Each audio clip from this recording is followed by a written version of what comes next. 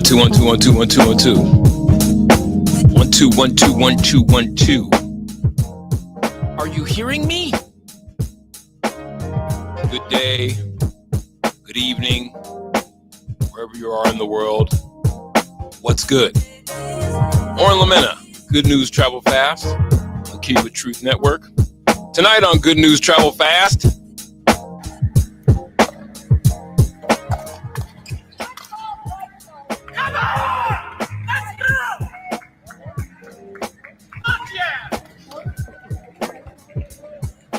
World Pickleball Championships marred by violent outburst.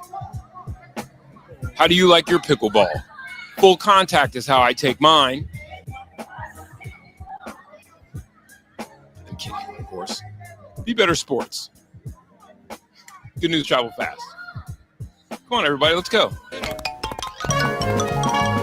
And now it's time to play everybody's favorite game. Good news.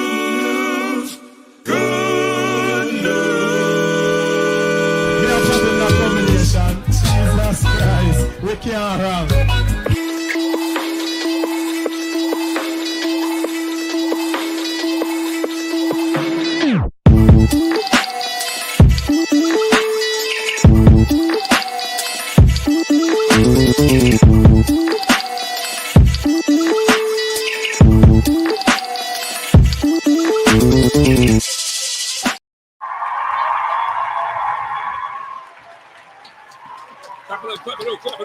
Clap it up.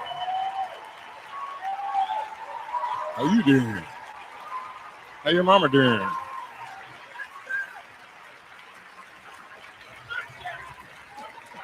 First time on the show. Glad to have you here. Thank you. I appreciate that. How do you pronounce that? A-A? Give me the pronunciation phonetically. Is it ah or A-A? What's up, Bronco fan? Ha ha ha. Didn't expect that to come out of the weekend with maybe a win, but offensive rookie of the year chatter? That Bo Nix is something. That Bo Nix is something else. I guess he can do him some quarterbacking. I didn't even look. I didn't even know. 19 touchdowns, 19 tutties on the season is dope. And where Jaden Daniels had that thing in a headlock, one rib injury, and 2 weeks later, I mean, no one expected it was going to be Caleb, right? I don't think we thought Caleb was going to be that guy. And Drake May is, as Bronco fans, I know you guys, we love nothing more than to hate on the Patriots, right? It's just your initials.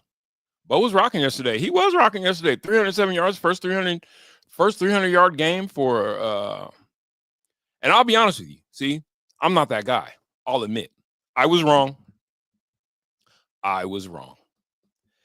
And I think if I'm being honest, and I hate if someone starts a sentence with, if I'm being honest, like, well, what the hell else would you be?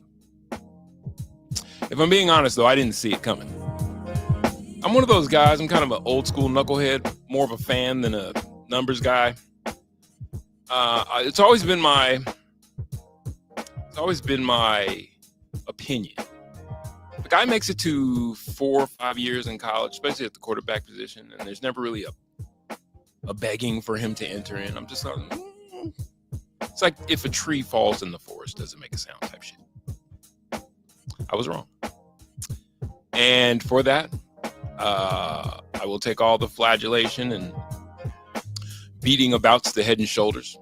It seems like the Broncos have finally gotten themselves a quarterback in the draft, which Bronco Nation knows. You guys are long suffering. You've been waiting to not have to use somebody else's goods, somebody else's groceries. I think the talk of Rookie of the Year, look at those numbers, though. It's not outside of the realm of possibility that he, with so little time left in the season, too, might have cemented that thing. Because I think the Commanders and Jaden Daniels got a bit of a wake-up call. And it looks like that thing is going the other direction. And according to Twitter's Dan Orlovsky, X, I'm sorry, it's no longer Twitter. Bo Nix has just joined the Rookie of the Year conversation. Very deserving. Hold on. Let me give a round of applause. First and foremost, round of applause for y'all for being here. Stop that. That's 3 seconds. Let's say a 3-second round of applause. No, you get 5 seconds. That's 1, 2, 3. Okay. And the full round for Bo Nix. Everybody's singing his praises, including this guy. Y'all remember Adam Schefter, don't you? Denver's been a good team this year. And Denver is coming off 2 straight losses on the road at Baltimore, at Kansas City in a game they should have won. I felt like yesterday was going to be a tough game for the Falcons no matter what.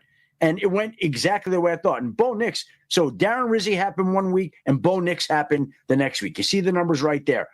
Rookies don't do that. It's over 80% completion rate, 4 touchdowns, no interceptions. Bo Nix is getting better and better and better. You mentioned the Offensive Rookie of the Year.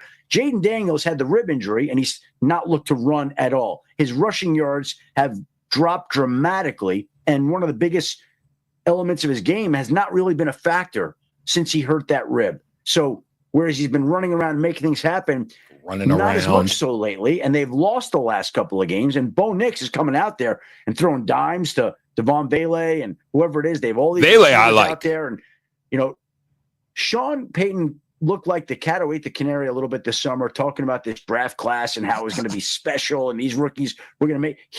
I think he's known all along what he thought he had in Bo Nix, and now everybody is getting a glimpse at what he thought he had. Yeah. And it's been progressive. Week by week, he's taken steps forward. Week by week, we've seen progressions with Bo Nix where it seemed a little squirrely. My biggest gripe with him was happy feet in the pocket. It doesn't seem to change the results, though.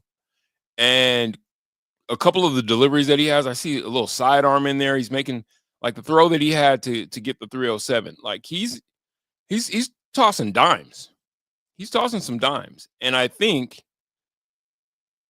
the Broncos have their quarterback of the future. I don't see a Daniel Jones situation happening with Bo Nix. And I know it's early. It's always, it's his first year, so yeah, it's early. But there's just things. What I'm always looking for, I just do the eye test. You have to have smarter guys who got all the metrics that are going to give you all the numbers as to why this guy will and why that. It's does he pass the eye test? And early on, it wasn't passing the eye test for me. Early on, it wasn't like, there was just something hinky there. There was something hinky there. And these last couple weeks, listen, I think we all need to take things into consideration. While the Atlanta Falcons came in with a winning record, I think, first and foremost, round of applause for the Broncos defense. See, Pat Surtain said it. I'm going to stand on his shoulders, where he gives super credit. I mean, he's talking about Pat Surtain. Hold on, let me find this.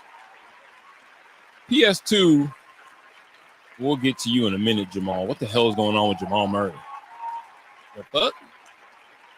You decide now to revert to the guy that I hate? The guy that I hate? All right. Now it's not even looking like offensive rookie of the year. It looks like MVP right now. But man, it just goes. It's a testament to him. I mean, he puts the work in each and every week. And it shows. With his preparation. He stay after hours to watch film, perfect his game, and this is what you see from him. We have games like this is not a surprise because he puts the work in. That's huge praise coming from arguably the best corner in the game, right? Best cover corner in the game. And I think we all need to keep a couple things in perspective, right? Which is Bo Nix is able to do what he's able to do because that Broncos defense is championship caliber. Like right now, today. And they just keep getting more and more dominant by the week. And that's something for a young quarterback to be able to rest on. When you can look out and be like, okay, My D's gonna get me the ball back. You know, I have room to breathe. It's not all on me to come in and be the savior of this squad. And every quarterback leading up into this point for the Broncos, while Vance Joseph has been fine-tuning that thing, I think, well, you know, Zach Wilson, any of the guys before this weren't Bo Nix, and I have to just give it up to him. But I think that round of applause goes out to the Denver Broncos defense, who have just made it. And you see, you know, Patrick Surtain is, you know, he's like, right now he deserves MVP. I think that's a little tongue-in-cheek. I mean, not that he's taking shots at the young man. I'm saying it's praise where praise is due, but, you know, overdoing it a little bit. This Broncos defense is definitely the most valuable player for the squad. Vance Joseph has them dialed in, and they make all the right plays. And you're beating the teams that are in front of you. And you got to think, like, you're a field goal then away from really the complexion in the AFC West race looking much different. The Chargers keep winning their games. And I think that might be the Broncos' undoing at the end of the day, depending upon what happens with Indianapolis. But the Broncos look like they'll probably have that 7th seed lined up. And now it's like, shit, you get in. That's the point, right? The point is to get in and make some noise. Make some noise. Get your fan base, excited about the future and have some postseason success, or at least show up. And this defense is never going to leave the Broncos out of a game. And I don't give a damn who they're playing. I don't give a damn who they faced. Agreed, he really settled his feet. He did. I don't know why. I mean, it's just a comfort level, I guess. I guess it's just a thing that has to happen with a young quarterback, to where you realize maybe you belong. Is that why his feet have settled? Maybe. Could that be part of the reason why we've seen a less happy-footed Bo Nix? I don't know. Now, while we're going crazy in Bronco country, or while Bronco country is going crazy, Sean Payton is saying, "Did you pump your brakes?" Yeah, let's not send this kid to Canton quite yet, please. All right? We're sitting here, middle of the season. He's playing well. I'm excited. The film showed he's playing well. The film showed a few things, though, that I wanted to scream at him about. We'll keep correcting those things. But I like the way he prepares. I love the way he comes to work. I love his enthusiasm. I think it's naturally contagious. I think he's a winner. And I think it's interesting because you guys real time are seeing it just like we are. And so I'm real encouraged by that. As are we all, Sean. Ever the grump. That's what his job is, though, as the head guy, right? You can't get all carried away. That's our job. That's my job. I'm just a guy on the internet. I'm a guy on the internet running my mouth on Kill You With Truth Network. So I can be all bombastic and over the top. I like Sean. I like what he said, too, about, this Broncos defense, Vance Joseph. I mean, how long are you going to be able to hold on to Vance Joseph as your D coordinator? He looks like he's coaching his way into another head coaching gig. Are we ready to talk about what the future? Yes, we are. We are, Daniel. I want to give Bo Nix just one. Him and Laura Oakman had a talk post-game. Laura Oakman, who I used to work with. The first 11 weeks were good for your development. I'd like to stop on the 12th week for a minute. For the first time in your NFL career, over 300 yards, 4 touchdowns. How did you and this offense grow today? Well, we just we executed. We took the play that was called, and we went out there and made it work. We did what we were supposed to do. Coach called a great game, and then we just executed. We ran the ball efficiently, and we converted 3rd and longs. And when you do that, I think you put up some points. I noticed you said all we's. I'm going to make you switch the pronoun and do a me for a second. We talked this week about your leadership, and you said, I don't want to call it a burden because it's one of the greatest joys of my life, but it is a responsibility. We see how you're growing on the field. How are you growing off of it? Well, it's a great responsibility, and I think, the more games, the more exposure, and the more experience I get playing these type of games, playing these teams, I think the growing is just going to get better, and we have a really good team. We have a competitive team, a mature team to be so young, but we're just hungry, and we're trying to go each week and find a way to win a game. Congratulations. Great game today. Thanks, Bo. So much. Congratulations, Bo.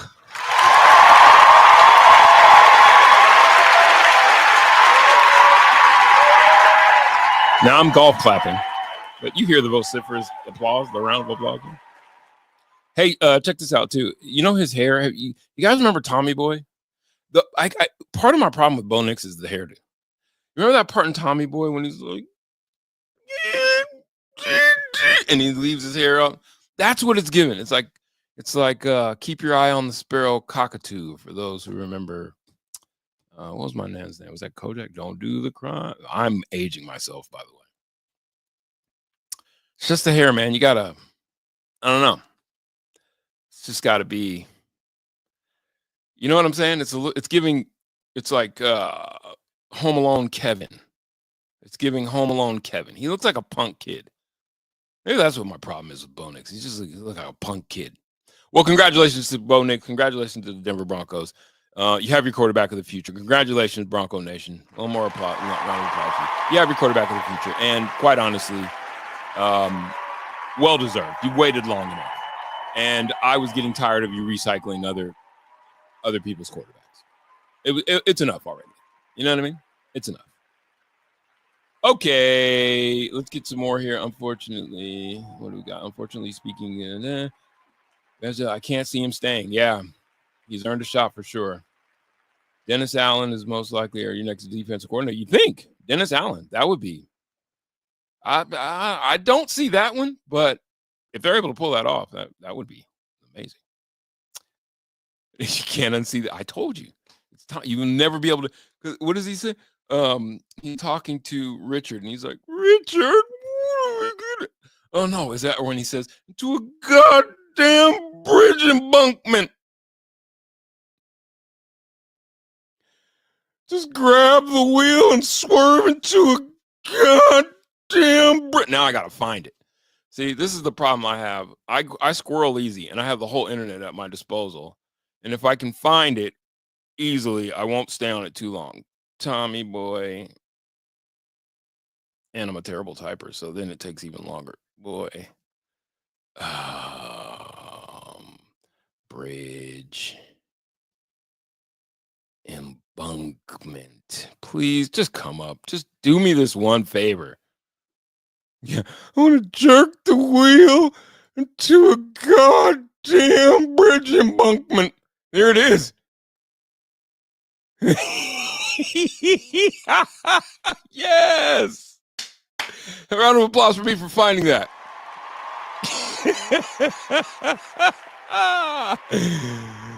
Jerk the wheel into a god. Okay, I'm done. Because we have to talk something serious. All right. We have to talk something serious. Daniel brought it up. I don't know if it's Malone, though. Daniel, I think we're going to differ.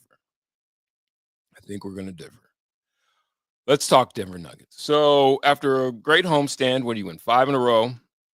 You go on the road. You lose the services of Nikola Jokic, and we just hope that whatever it is that he's going through that's a personal family matter, that all is well soon. And the most important thing in all these exploits, quite honestly, is family. We sit out here as fans and we get all worked up about shit, and we're calling for people's jobs. You know, sports is our outlet to live vicariously through our heroes. But none of these things are more important than life. And I know we all know that. So you go out on the road without Joker. And this is why I differ with you, Daniel. This team, sadly enough, I don't even know how it happened that quick.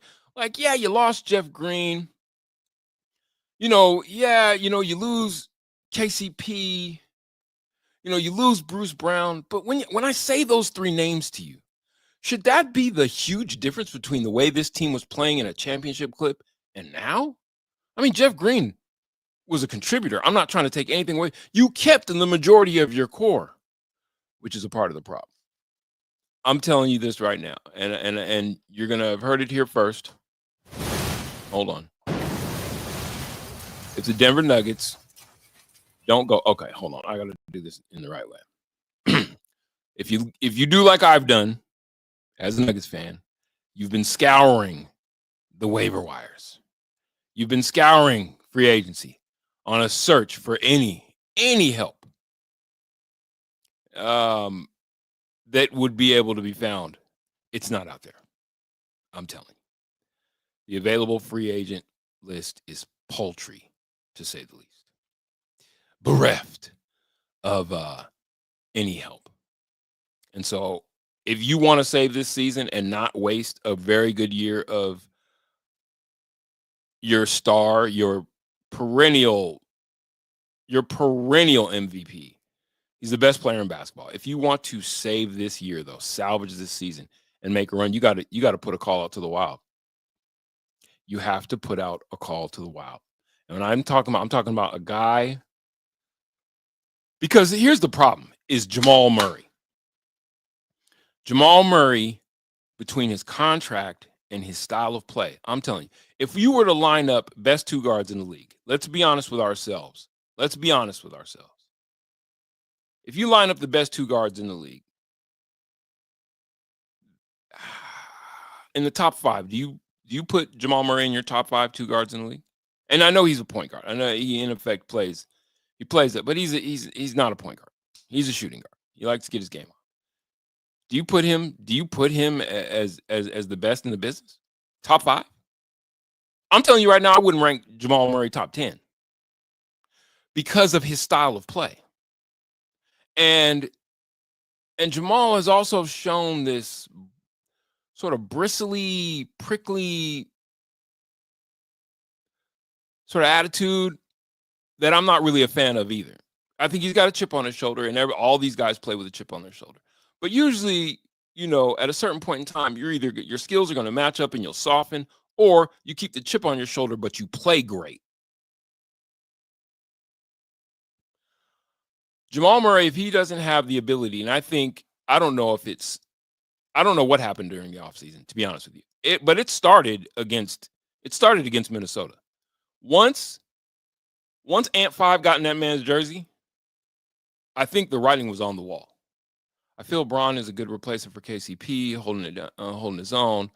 But now, who's the bench player behind him that will help? I'm about to give you that answer to me, Mike. And you guys can tell me, am I crazy? Am I crazy? If you don't get more out of Jamal, like you cannot trade his contract, especially with him playing like this. And then he flies off between games to go to UFC 309. Like, huh? That to me was a little bit of an indicator of where Jamal's head is at. That to me was a bit of an indicator, because the worst thing that can happen to a young player is to win a championship early. You know why? Because now, really, what can they say about your career that you haven't accomplished, right? For the ones that care, we're talking about a professional sports landscape that's very different than the one that we grew up on. Very different than, the one I grew up on. I don't know what the average age of our listening audience is. Very different. The motivations are different. The way these guys approach the game with opponents and each other, it's just different. And that's cool. I'm with change. You know what I'm saying? Fuck it. Everything must change. We don't fear change. We embrace change. But you still need a carrot to dangle in front of these guys. So Jamal Murray's got the max contract. He's got a ring. If the mode is now to be ranked amongst your peers, the best in the game, then you see, I can't say he doesn't work on his game, but I can. I think Jamal is what he is, and I haven't seen Jamal's game grow. If he's got the ball in his hand and everybody's willing to stand around for 90 seconds and watch him dribble the air out of it until he jacks up some bullshit, then he's happy. Otherwise, he seems like he's having a hard time fitting in the offense. Is it just me? Am I looking at something? Am I seeing this thing? Because it could be me. It wouldn't be the first time. So you got an untradeable contract, I believe, with Jamal Murray. Like, you're kind of stuck with the dude unless you get somebody who's going to give you, like, if Tim Conley's feeling, charitable, you got to have somebody who cares about Calvin Booth's job, because what's going to end up happening, I believe, is that Calvin Booth is the one. To answer your question, Daniel, it'll be Calvin Booth that goes before Mike Malone, because of the relationship I believe that Malone has with Joker. And that seems like something that will give Malone, and plus a championship coach, you get probably what? Shouldn't you get about 3 years? Shouldn't you get about 3 years as as a championship winning coach, shouldn't you get about 3 years removed from your, do I think Booth and Malone? I do not think both survived this season. No. To answer your question, Dan, I do not think both survive. And I think that it's a lot easier to switch directions, because the truth of the matter is we're here because Calvin Booth either doesn't have enough sway with the Cronkies to encourage them to go into the salary cap, that's a hard thing to do when you got an owner who's like, I'm going to spend what I'm going to spend, so make it work. You got what you got. You know what I mean? And far be it from me to count their pockets or spend their money. So I think it'll be Calvin Booth. I think it'll be Calvin Booth because it's obvious that you need a new, and I'm looking at you got to look at Sam Presti, or who's the guy that's sitting to the right of Sam Presti. You know what I mean? You want to see, does Tim Conley have an assistant that you would think was, would have some new idea? You need fresh ideas. And I really don't think it's going to be Malone. I'll be shocked if to be honest with you, I'll be shocked if Mike Malone gets fired. But that, I could be wrong there too. Here's what I do believe, a move that could be made. I was setting this up. Are you guys ready? This is what I believe that the Denver Nuggets need to do. The Denver Nuggets need to make a call. Calvin Booth needs to make a call to the one guy who I believe could add bench scoring, add a veteran presence, and inject some life into a kind of lifeless situation. Even when do you see a lot of joy? I remember, I was watching I'm a fan of the Golden State Warriors as well, but as watching that, there's all joy. Joy's being thrown around. Joy. They play with this. Do you get joy out of what you're watching with the Nuggets? It seems laborious. It seems like a job. I'm like, you guys play pro gym for a living. Aren't you having any fun? It's a really weirdly put together roster now when you look at it, as opposed to, coming out of the championship year, who's going to start scrutinizing the roster? Who's going to pick apart the roster? But I think you could see these problems coming. You don't have a lot of guys that can generate offense on their own. When you watch NBA basketball, just watch how many teams have guys that can handle the ball well.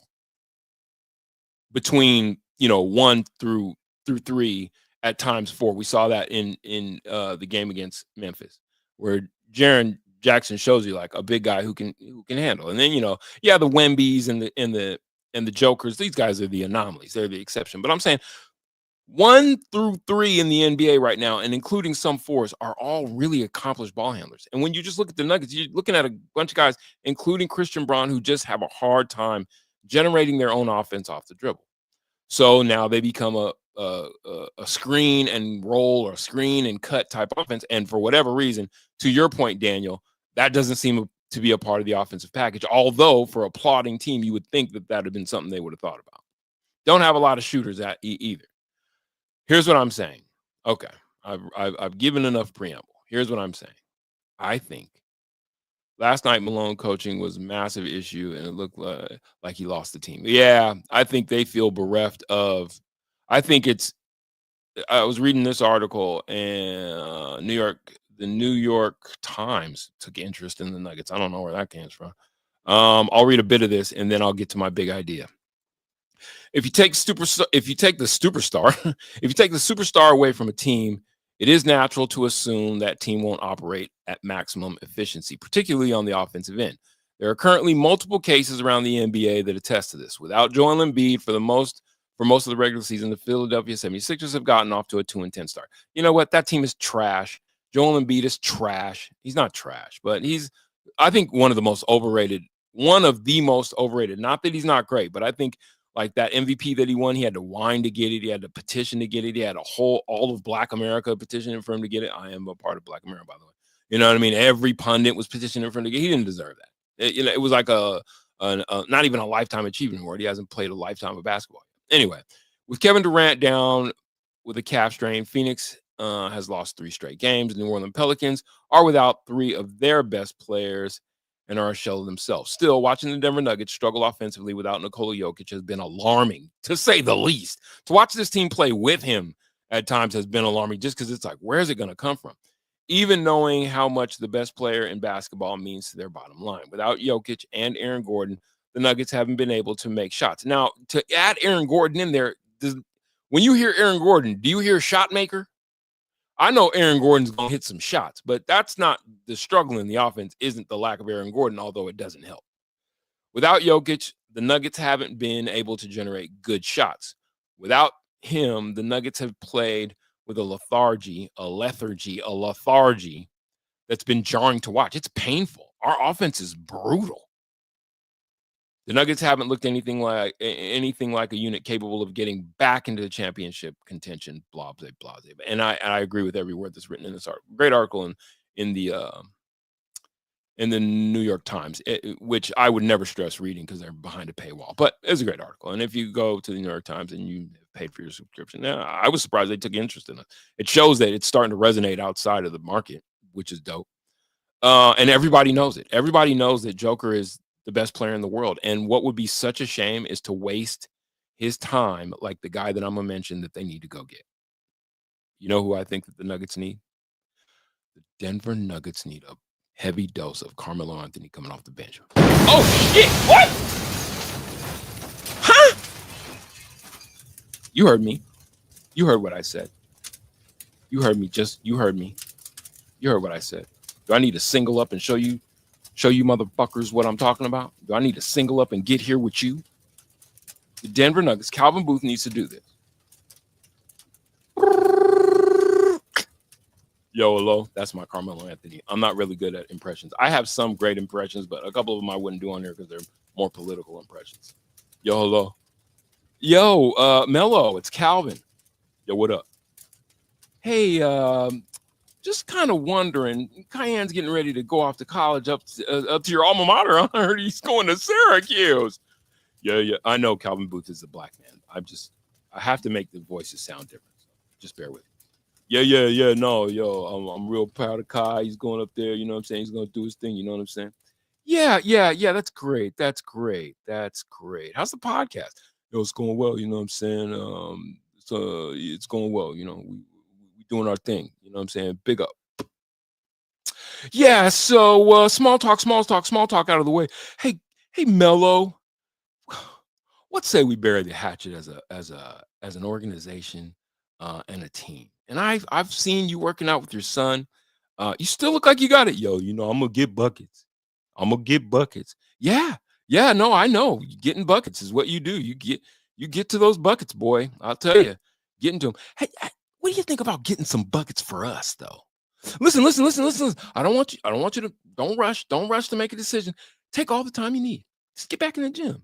And I'll call you and, right around trade deadlines. And if you're feeling it, maybe we can bring you in, we can't guarantee you that you get your number 15 back, but like when you were with the Knicks, you wore 7. Maybe we could get you in that number 7. Get that number 7 in the rafters. This is what needs to happen.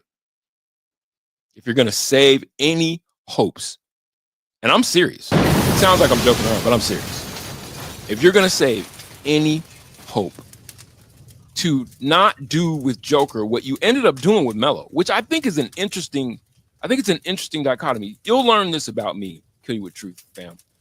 Kill you with truthers, as it is.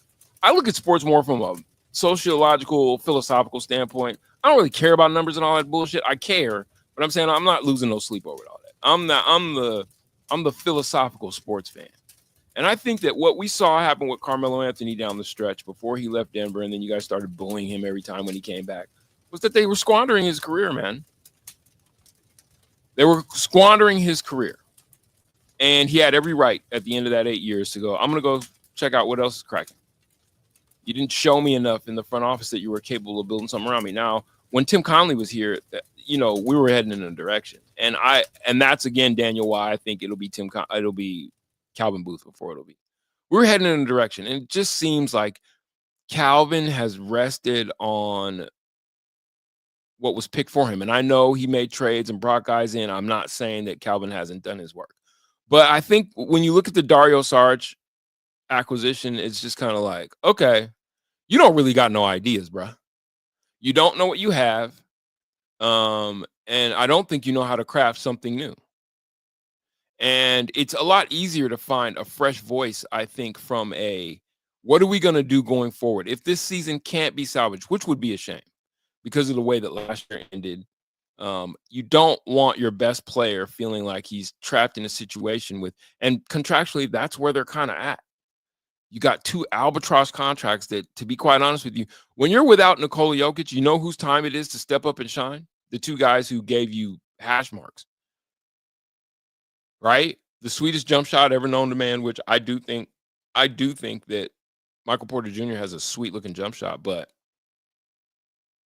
what did they score? 90 last night? Like, they can't generate offense. And that comes from very one-dimensional guys. You know, I still love the Russell Westbrook act. I love bringing Russ to town. But we all know he's on the back nine. So you're talking about a guy who really wouldn't give you that anyway. Russ isn't the guy you're going to turn to and be like, it's all going bad. What are we going to do? We're Russ. No one's doing that. No one's saying that. And now you're going to look at a season. And so you need scoring. You need scoring, and you need ISO scoring. Guys that can get their own shot. And there's one guy sitting at home who doesn't have a team to play for. He can come in for the veteran minimum, that mid-level exception. I'm quite sure that it would be a great story to tell, you know, get him a ring. I don't believe in deserves. Like, he deserves and then, you know, MVP, or he deserves and then ring, or I don't believe that, but I do think in this instance, Melo deserves a shot at a champ, at a chip, at a champ. He deserves a shot at a championship. No, I'm being serious. The video of Embiid picking his ass and stuff. Yes, that was that. Hey, I like you already. I think the Nuggets need to put out. I think you need to do something daring. It's not even really all that daring, to be honest with you. It just makes sense. I think Carmelo Anthony right now is anywhere between 11 to 17 point a night scorer for this team off the bench right now. 4, 5, 6 rebounds a game right now. Like right now. He's only 2 years removed from the game too. So he's not even really 2 years removed from the game. He's a year removed from playing basketball.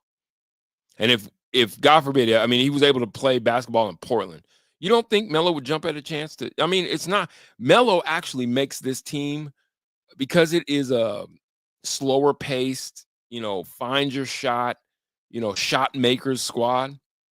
You got to think if what Joker is able to do is, you know, he plods his way through a beautiful game. You know, it's a very slow and beautiful game. You don't think Melo is? I'm telling you, lessen the possessions. You're a team that's going to have to play in the low hundreds. You're not running. Teams are no longer just letting you up and down the court, and that's going to be the style of your offense. And we don't even have the point guard to do that, to be quite honest with you. I would love to see how Melo's jump shot works when he and Joker are on the floor at the same time, and their games. I would love to see their games together. And give me somebody better. You don't challenge me. I challenge you. Don't challenge me. I challenge you. Make you care about the people you do like. Let me single up here so I can talk to y'all. Do you understand what I'm saying? This is on the line here. I know we're not even close to the 20. We're not 20 games in yet. But this is where you got to do something daring, because I don't see the complexion of this season changing much.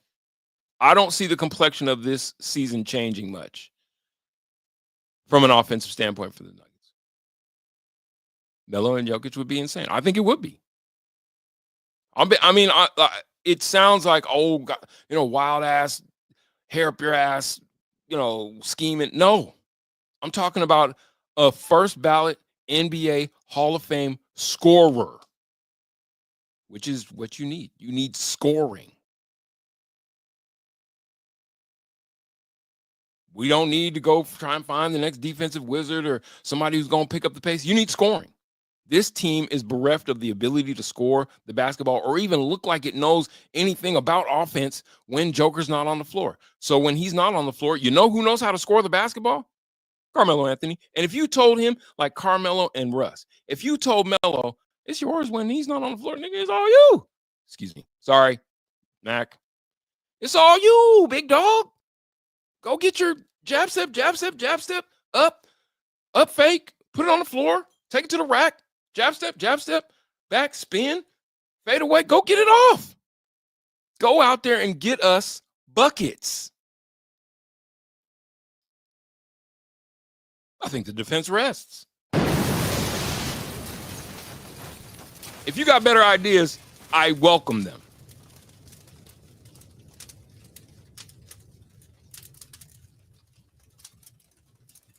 Would you, if you were Carmelo Anthony, AA, would you turn down a shot at a legit shot? Because that's what this, it's not like the Nuggets are one scorer away, like one bona fide scorer, because until Jamal decides that he either, I don't know what's going on with Jamal.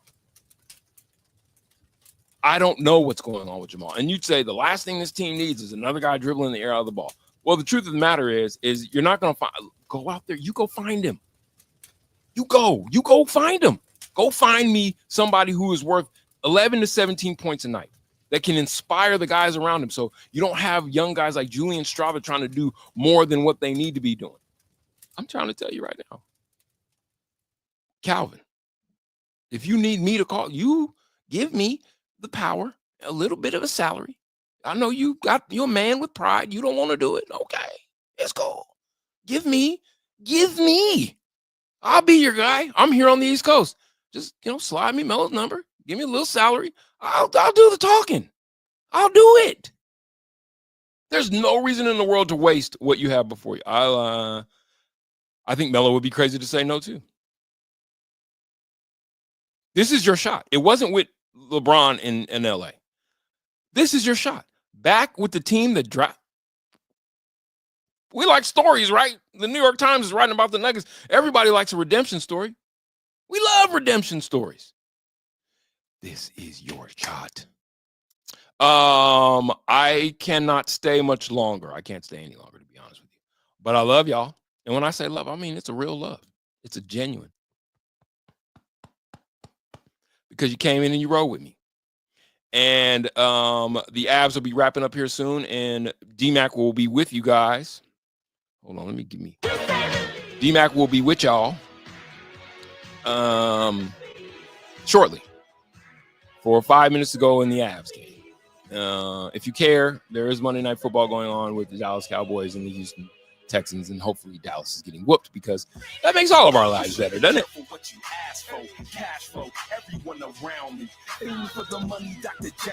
Daniel, AA, Mike, everybody who came through with some thoughts, I appreciate y'all. For the lurkers, you just like to lurk and watch, it's cool. You shy. Glad to chat with you too, AA. I'll be back at y'all tomorrow, 7 o'clock. Yeah, 7 o'clock Mountain Standard.